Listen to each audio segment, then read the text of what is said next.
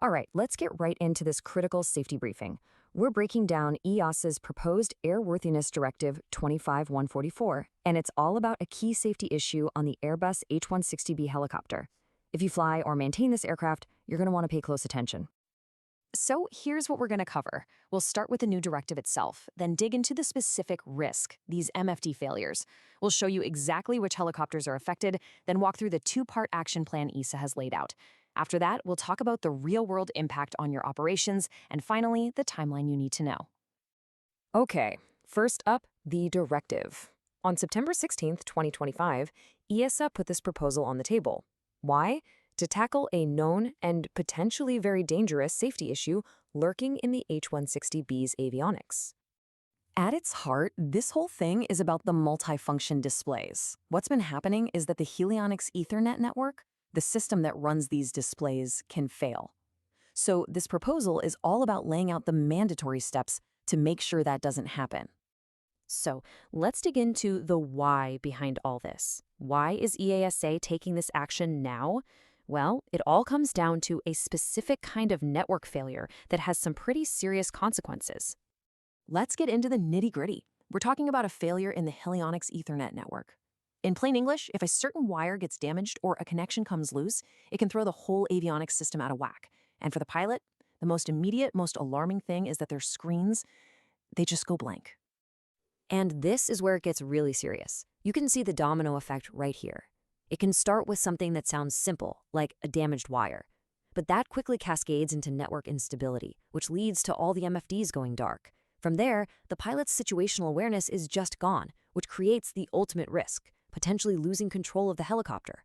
This is the chain reaction this directive is designed to break. And look, don't just take my word for how serious this is. This is a direct quote from EASA's proposal. They say this condition could reduce the pilot's situational awareness, possibly resulting in loss of control of the helicopter. That right there is the why behind everything we're about to talk about. All right, so the big question is, does this apply to you? It's really important to know that this isn't a blanket directive for every H160 out there. No, it's very, very targeted. Yeah, this isn't for every single H160B flying. We're talking about a very specific list of 41 helicopter serial numbers that are known to have this potential issue. So let's take a look at that list right now. Okay, here it is. This is the definitive list of serial numbers, straight from the directive. Take a second, pause if you need to, and check this against your fleet roster. If you have any aircraft with these serial numbers, then compliance is going to be mandatory for you. Okay, so if your helicopter is on that list, what's the game plan? Well, EASA has laid out a really clear two-phase plan for compliance. There's a temporary fix that should already be happening and a permanent one that solves the problem for good. So you've got two main things to think about. First is the interim action. These are the repetitive inspections of the network every 110 flight hours, which, by the way, you should already be doing under a previous AD. Then you have the permanent fix, the terminating action. This is a one-time software upgrade to HELIONIX V11 that fixes the issue completely and, best of all, gets rid of those repetitive checks. So, okay, we know what to do, but what's the real-world impact on your operation? Because this directive is going to ripple through your safety management, your day-to-day flights, and your budget. And it hits you in a few different ways. You can see here that safety management is the biggest piece of the pie, integrating this risk into your systems. But right behind it is the sheer operational burden. We're talking about the headache of scheduling all these extra checks and the downtime that comes with it. And of course, that all leads to a commercial and financial hit. When you look at it long-term, this chart tells a pretty clear story.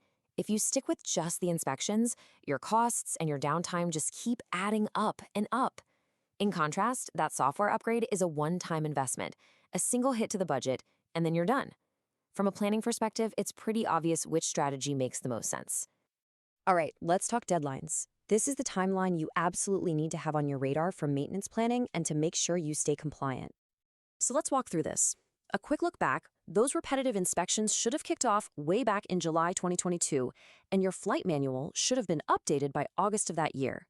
Now looking ahead, the proposal gives you a 31-month window to get that final software modification done. But the most immediate pressing date? October 14th, 2025.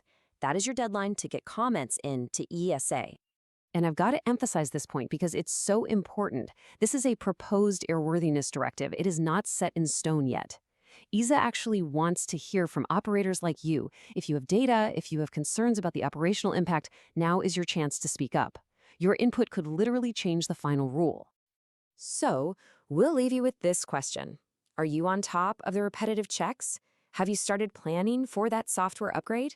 And most importantly, is your team ready to provide feedback to EASA before that October 14th deadline? Because now is the time to act.